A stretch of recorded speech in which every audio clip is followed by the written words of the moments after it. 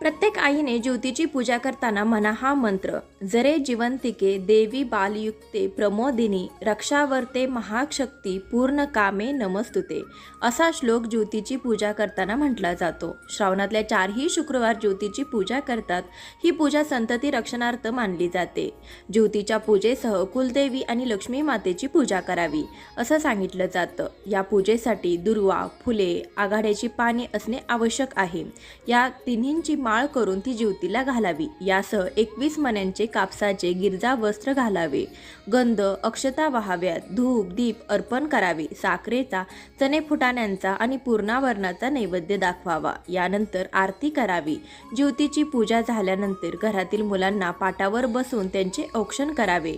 मुले परगावी असल्यास 4ही दिशांना ज्योतीची पूजा कशी करावी याचा संपूर्ण व्हिडिओ असलेल्या मुलांचे कमेंट केल्यासारखे होईल. नक्की चेक करा.